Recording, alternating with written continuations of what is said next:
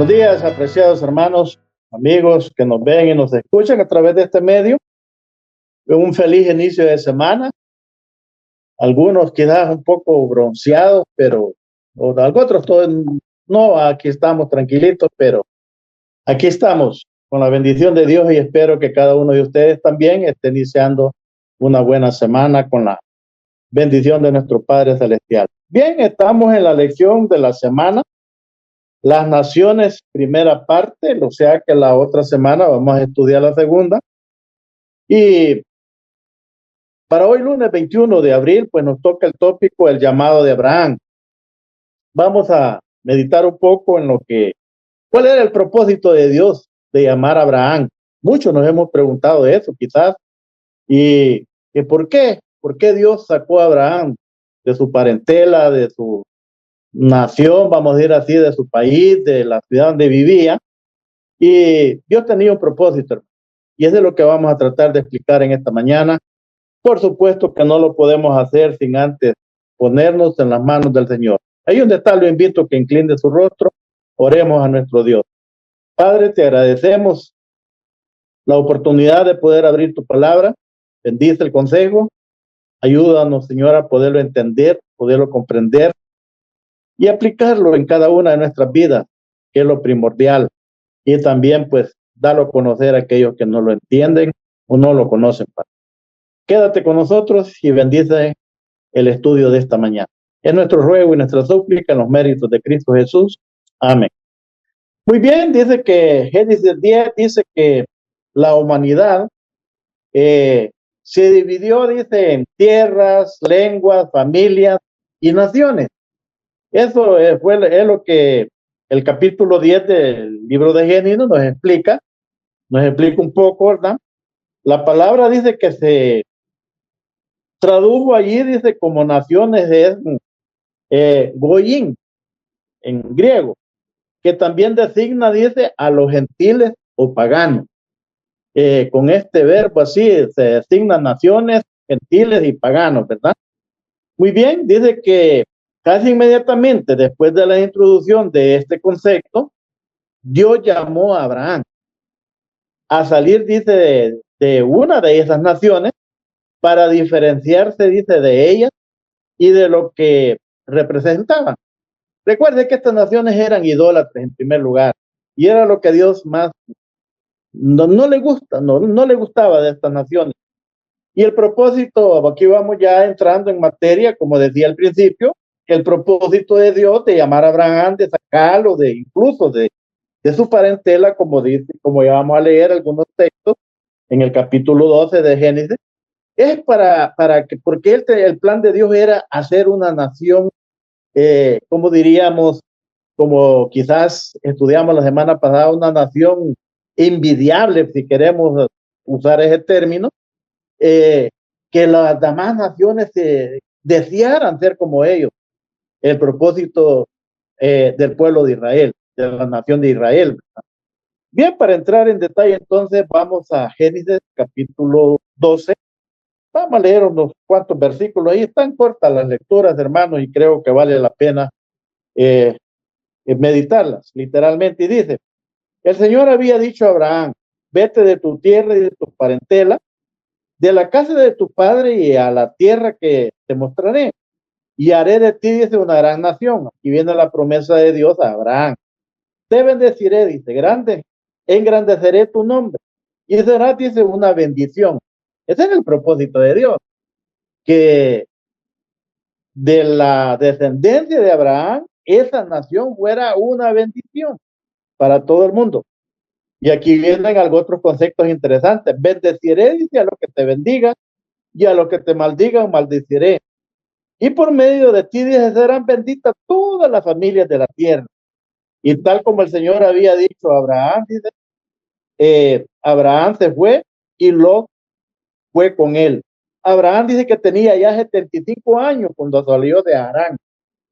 Era el lugar donde Abraham habitaba, ¿no?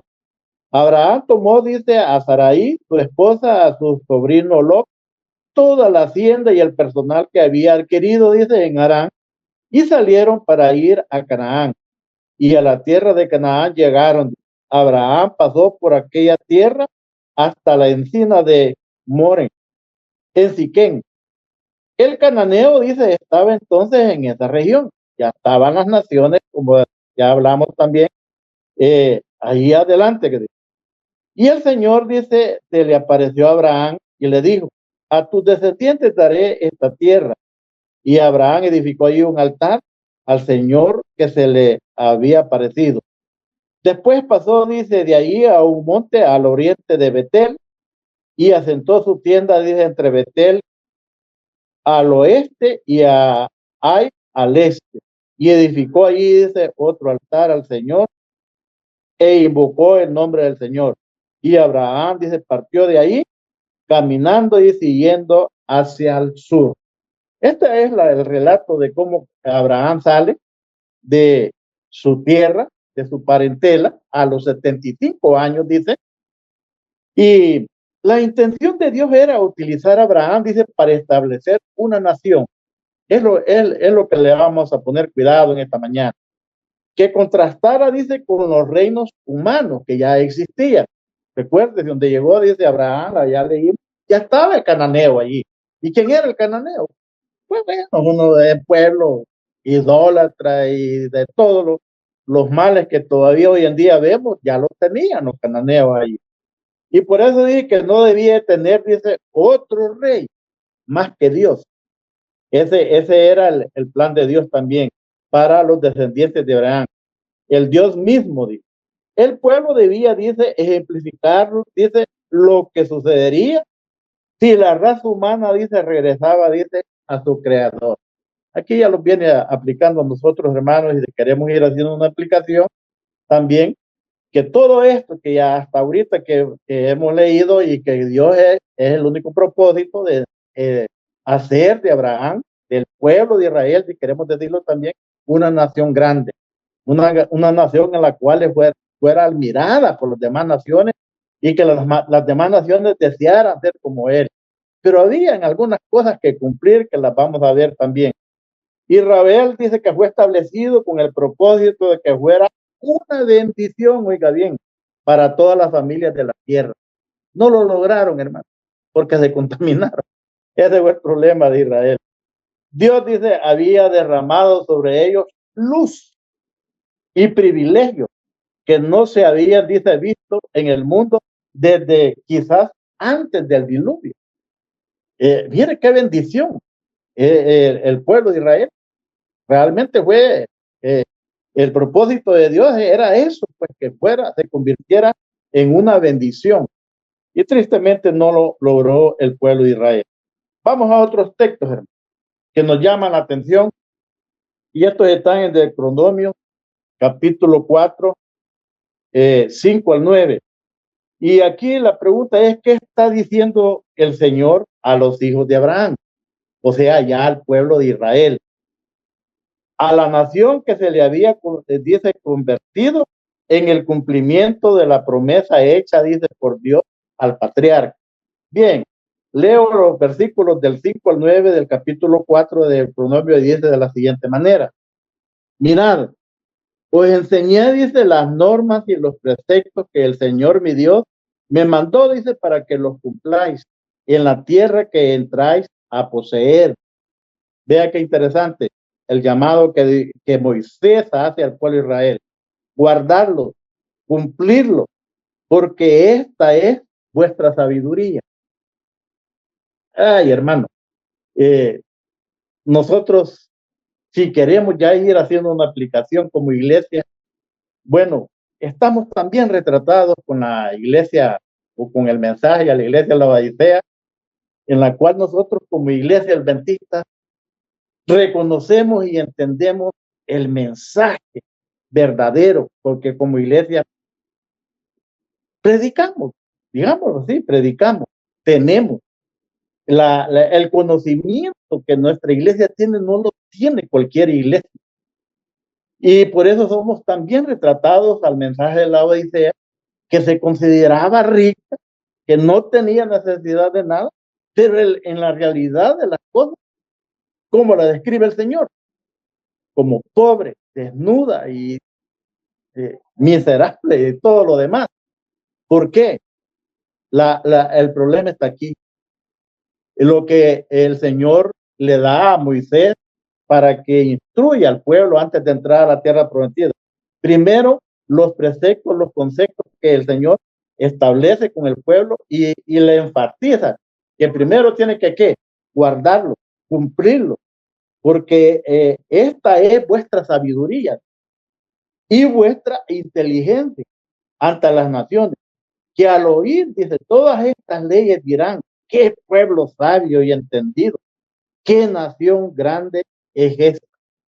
Yo siempre he dicho esto, hermano, que si nosotros como adventistas del séptimo día tan solo predicáramos con el ejemplo, no tendríamos necesidad de estar haciendo campañas, haciendo gastos allí para alquilar locales y tener campañas. Si tan solo predicáramos con el ejemplo, con lo que conocemos, pero predicamos, tristemente, no se debe tomar Coca-Cola porque es malo para la salud, pero tristemente, bueno, por ahí así nos llegó a decir un predicador a nuestra iglesia, que los adventistas del séptimo día llamamos que la bebida oficial de los adventistas del séptimo día es la Coca-Cola. Terrible. Teniendo tan tremendo conocimiento y cayendo en semejante error. Que no debemos comer algo otras cosas que se nos instruye en ese precioso mensaje que tenemos del régimen del alimenticio. Más sin embargo, estamos enfermos y de todas las enfermedades que padecemos es por lo que comemos, tristemente. Dijo un hermano allá por Oriente, donde su servidor es que nosotros los adventistas nos pasa la del pescado, dijo, por su boca muere. Bueno, así es que leo el 7 para que terminemos la lectura, porque dice, ¿qué otra nación grande, dice, tiene los dioses tan cerca de sí, como está el Señor vuestro Dios en todo cuanto le pedimos? Qué lindo. ¿Y qué otra nación tan grande, dice, tiene normas, oiga bien, y preceptos tan justos como es toda esta ley que hoy promulgo ante vosotros? Por tanto, dice el versículo 9, guárdate, cuida muy bien de no olvidar, dice, las cosas que has visto con tus ojos, que no se aparten de tu corazón, dice, en todos los días de tu vida. Escúchala y enséñala a tus hijos y a tus nietos. Y esto es otro mal que como iglesia nosotros tristemente padecemos. Que los que ya estamos ya con un poco la edad avanzada y que ya tenemos algunos años de estar perseverando también en la iglesia, es lo que lamentamos. ¿Cómo ignoramos la iglesia de hace 20, 25, 30 años, en el caso de los servidores desde hace 38 años? Una diferencia enorme. Yo siempre pongo como ejemplo eso, en esos lindos años, vamos a decir así, donde una hermana era, si se le veía con pantalones, era causa de disciplina y disciplinas serias. No, hoy no, pues hoy hasta el púlpito suben así, y ya tampoco creo que en chorada van a subir.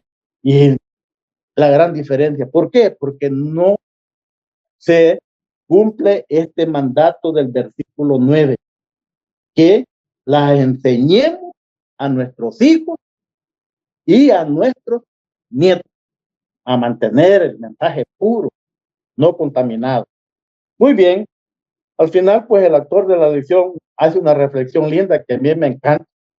Al fin veo algo bonito por acá y dice, el plan de Dios no era, dice, que solo un individuo diera testimonio, dice, en su entorno, dice, sino que toda una nación. No era el propósito de Dios de que vieran cómo Dios protegió, bendijo grandemente, enriqueció grandemente a Abraham, sino que también dice a toda una nación. Interesante. Dice una nación, dice, obrara unida y en cooperación con Dios y reflejara, dice, la gloria de su carácter ante el mundo. Muy bien, dice, nota además que las normas y preceptos que Dios les había comunicado no eran lo que lo hacía tan especial, sino dice su fidelidad en esas normas, o sea, en cumplirlas. Es que las normas las tenemos. Lo mismo nos sucede hoy en día a nosotros. Mensaje único, mensaje verdadero, cristocéntrico, pegado al escrito está, como queramos decirlo. ¿Pero qué? ¿Qué vivimos de eso? ¿Qué practicamos de eso? Hermano, no se moleste conmigo esta mañana, toda esta reflexión, primeramente la aplico a mi vida. Y por eso dice esos normas y preceptos como resultado de lo cual las demás naciones exclamaran, qué pueblo sabio y entendido, qué nación grande es. Por maravillosas que fueran, dice, las verdades dadas al pueblo, el hecho de que no tuvieran de acuerdo con ellas y las desobedecieran, acarrearía, dice, maldiciones en lugar de bendiciones y muerte en lugar de vida. Fue lo que le pasó al pueblo de Israel. Y somos la misma fotografía, si queremos decirlo. Estamos en la misma situación o condición. Tristemente, sigo insistiendo, si tan solo viviéramos el mensaje, no voy a ser muy exigente, siquiera el 50%, seríamos la iglesia, el pueblo que todo mundo quisiera pertenecer. Y insisto en esto, no necesitaría de ir a alquilar un estadio o un gimnasio para hacer allí una algarabía, una bulla allí para atraer gente. La gente misma lo buscaría a uno y le diría, ¿a dónde vas? ¿A qué lugar estás yendo? Que te ha cambiado tanto tu vida, tu hogar, tu familia. Al final de la lección, hermano, se dice, y aquí viene lo que decía al principio, que encontré algo bueno. ¿Cómo se aplica hoy? Dice a nosotros los adventistas del séptimo día, el mismo principio que hemos estudiado esta mañana. A saber, que es necesario obedecer la verdad, además, dice, de conocerla. Nosotros solo nos hemos quedado con el conocimiento, pero no la obedecemos, tristemente. Es otro concepto que yo tengo claro como adventista del séptimo día. Predicamos del santo sábado. Sabemos cómo se debe de guardar el sábado, qué debemos de hacer el sábado y cómo debemos de andar el sábado. Pero somos peores violadores del sábado, tristemente. Que Dios te bendiga y que puedas reflexionar en esta lección de este día, que creo que es para ti y es para mí. Bendiciones.